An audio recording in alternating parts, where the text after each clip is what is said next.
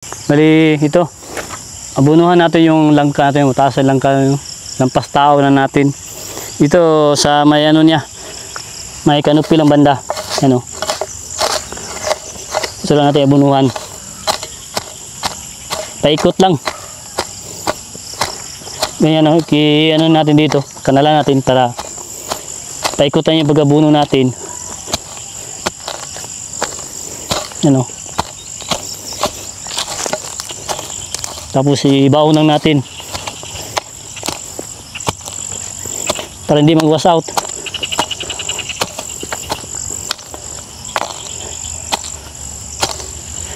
Ayan mga kabayan.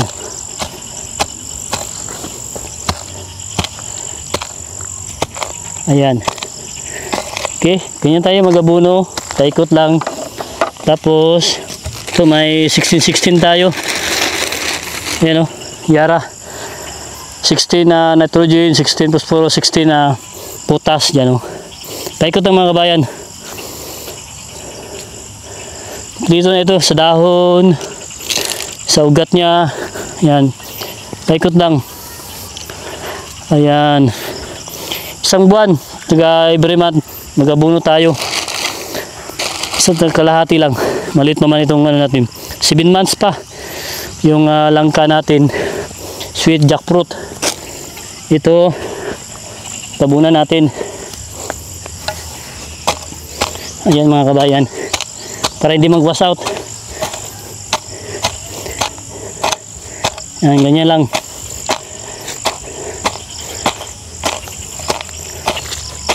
Kailangan talaga na mag-abuno tayo every month o every 2 months. Pwede na.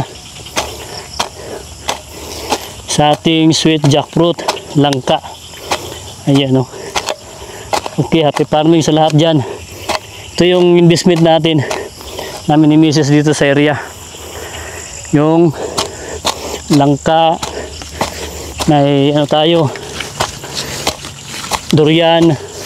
Niyog. Ayan. Itibit talaga natin. Oh, taas na. At saka may canopy na talaga oh. Pwede ka na dito makapupo. Pasilong. Ayan. At saka yan oh. Abunuhan din natin. Ayan oh. Malaki na. At saka maganda yung dahon oh. Nag-plasing na. Ito yung kagandahan. So, lampas tao na sa atin. Kaya yan. Mag-abuno tayo. Ayan oh. Yan po yung ginawa natin. Paikot lang. Yan. Cultivate natin. Sunod giabunuhan. Ayan. Yung abuno natin. Tinakpan natin. Tingnan natin oh. Ganda. Ganda ng mga dahon ng ating evyart. Oh. Nag-plasing naman siya. Ito yung sweet jackfruit. May mga ano din ito. Mga nagaplanta. Nagakuha ng planta. Shoutout pala kay Sir Astro. Ayan oh. Siya po yung nag-convince sa atin na magtanim ng ganitong prutas. At dito, nakapagtanim tayo. Kasi isa din siya sa mag-invest ng ganito. Si Sir Astro. Shoutout dyan sa iyo, Sir. Happy farming sa iyo. Puhon-puhon. Mag-abot din tayo dito. Kasi nasa ano siya, US. Nasa ibang nasod. Siya yung nag-invest na guwan sa atin, convince. Kasi ito yung magandang investment. Kasi mag-retire din si Sir Astro. Ito, magtanim din siya ng langka. Ayan. Ito yung kasabay niya. Yan o. Malaki na rin o. Malaki na yung katawan niya. Nagmawer na tayo. Kaya ito, mag-abuno tayo. Pero, ayan. Hukay muna tayo. Cultivate muna natin. Kaya, lalagyan natin ng abuno. Yan, may kanal tayo.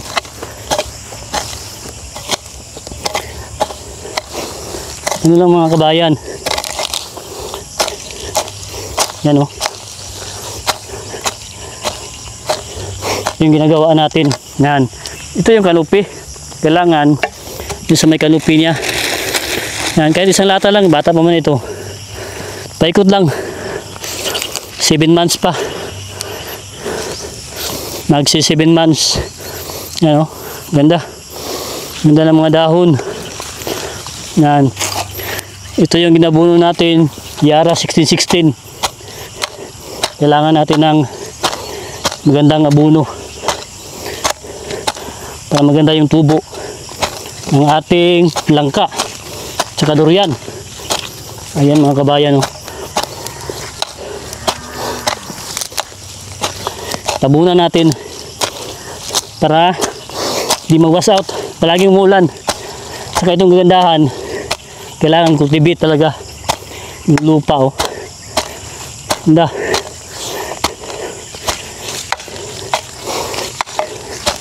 Ayan mga kabayan, oh. Ayan na. Okay, ganda na. Ito yung ginagawa natin. You know? Malapit na din maabot sa atin. At saka maganda yung dahon, no? Yan. Yan mga kabayan, no? Sobrang ganda ng dahon. Nag-plasing na naman siya. Kasi bago natin nagitanim, nilagyan natin ng popo sa ilalim. Kaya yan, no? Ang lulusog. Malaki pa sa kamay natin, no? Daliri. No? Ang bilis na paglaki niya, ang pag-develop niya. Ito yung sumpay niya, oh. Grape dito.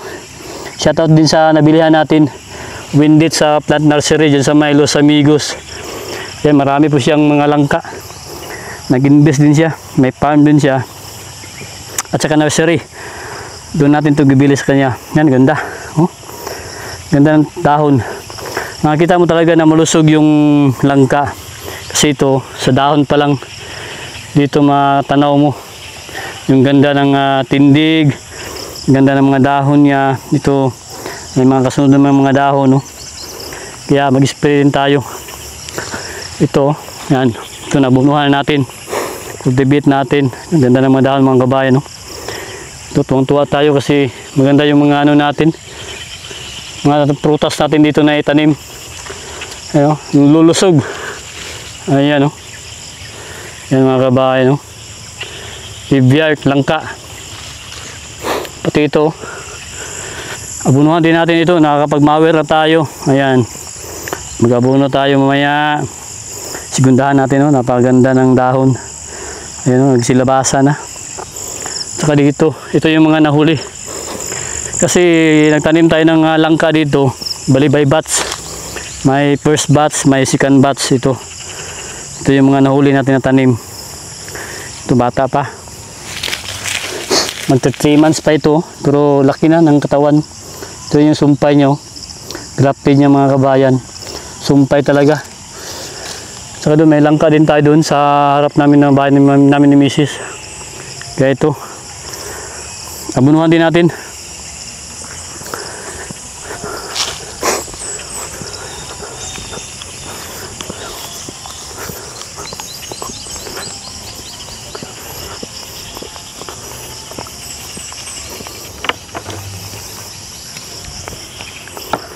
Ayan mga kabayan.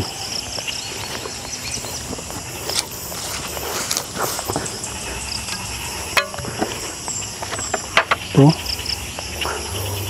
Ayan mga kabayan, no? Ganda din ng dahon. Ayan, no? Ganda ng pagtindig niya. Kaya bunuhan din natin ito. Ito yung mga first batch natin na itanim. Magsisik 7 months. Ay nahuli tayo. Ito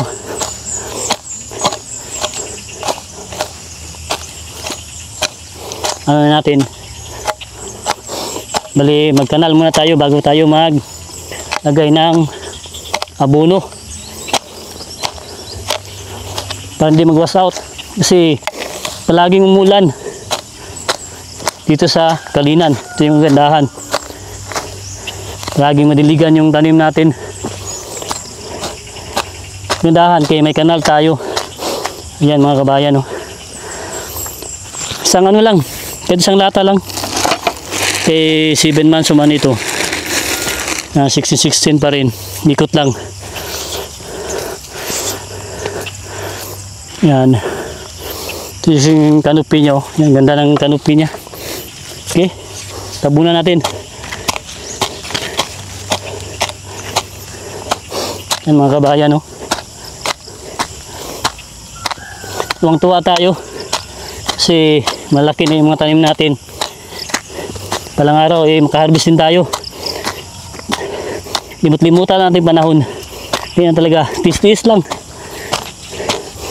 Ano man mangyari, handa tayo sa mga panahon ng mga darating. Pero alam natin na may biyaya na darating para sa ating mga kabayan. Sa amin ni Mrs. Dito. Ayan o. Ayan. Ganda na.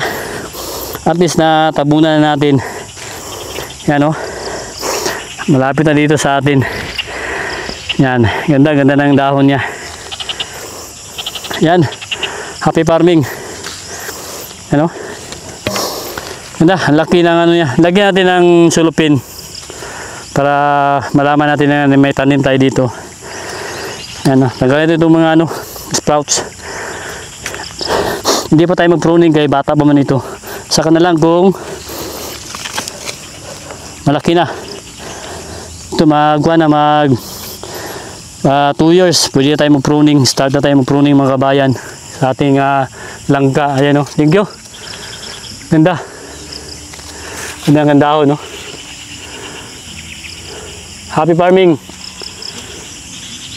Shoutout sa mga ibiyak, sweet jackfruit farmers dyan.